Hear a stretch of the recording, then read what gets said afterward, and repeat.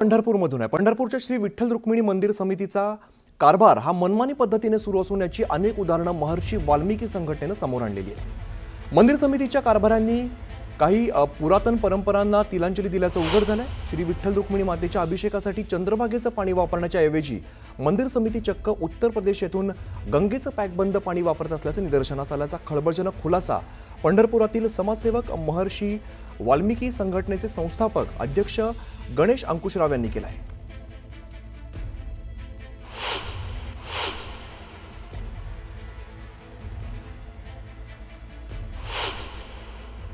श्री विठ्ठल रुक्मिणी मंदिरामध्ये अभिषेक करताना जे गंगाजल आहे उत्तर प्रदेशहून मागवल्याचा आरोप महर्षी वाल्मिकी संघटनेने केलेला आहे आणि चंद्रभागेचं जे जल आहे ते मंदिरात अभिषेकाला चालत नाही का असा त्यांनी सवाल केलेला आहे। खरं काय प्रकरण आहे त्यांच्याकडनं जाणून घेऊया। आपल्यासोबत महर्षी वाल्मिकी संघटनेचे अध्यक्ष आहेत, पदाधिकारी आहेत। काय खरं प्रकरण आहे?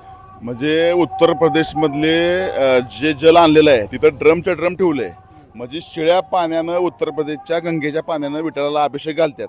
मग आमची मागणी काय आहे, जी पूर्वीची परंपरा होती चंद्रभागेतनं पाणी आणून विठ्ठलाला अभिषेक घालत होते, पण ती प्रथा इथल्या काय मंडळींनी काय सदस्यांनी बंद पाडली। मग ही खरं म्हणजे असं चंद्रभागेचं पाणी न वापरणं म्हणजे अपमानकारक आहे। मग चंद्रभागेचा अपमान ह्या लोकांनी केलेला आहे आणि आमच्या भावना दुखवल्यात। आम्ही निषेध करतो पहिल्यांदा मंदिर समितीचा, कारण की सगळ्या जेव्हा नव्हती गोदागंगा तेव्हा होती चंद्रभागा, अशी ख्याती या चंद्रभागेची असताना तुम्ही गंगेचं पाणी शिळ्या पाण्यानं रोज विठ्ठलाला अभिषेक घालता। मग चंद्रभागेचं ताजं पाणी तुम्हाला आवडत नाही का? म्हणजे तुम्हाला चंद्रभागेच्या पाण्यावर भरोसा नाही का मंदिर समितीला? प्रामाणिक मत आहे की चंद्रभागेचं महत्त्व मंदिर समिती कमी करत आहे आणि राज्यभरामध्ये महाराज लोक चंद्रभागेवर अभंग गाऊन लाखो करोडो रुपये कमवतात, पण ह्या मुद्द्याकडे महाराज लोक दुर्लक्ष करतात। काही महाराज लोकांना मंदिर समितीमध्ये घेतल्यामुळं त्यांच्या तोंडाला चिकटपट्टी बसलेला आहे। महाराज लोक आतमध्ये आहेत पण त्यांना कळत नाही का ही चंद्रभागेचा अपमान आहे। गंगा वाईट आहे म्हणत नाही आम्ही, पण आमच्या चंद्रभागेचं महत्त्व कमी करू नका अशी आमची मागणी आहे। का चंद्रभागेचं पाणी वापरलं जात नाही हा त्यांचा आक्षेप आहे आणि मंदिर समिती त्याच्यावर उत्तर देईल, काही वेळात त्याच्याबद्दल एक्सप्लेनेशन देईल असं कार्यकारी अधिकारी राजेंद्र शेळके यांनी सांगितलंय। मात्र भाविकाचं नाव सांगणार नाही असं सांगू शकत नाही असं त्यांनी सांगितलेलं आहे। व्हिडिओ जर्नलिस्ट अजित देशपांडे सोबत वीरेंद्र सिंह उत्पात, न्यूज 18 लोकमत, पंढरपूर।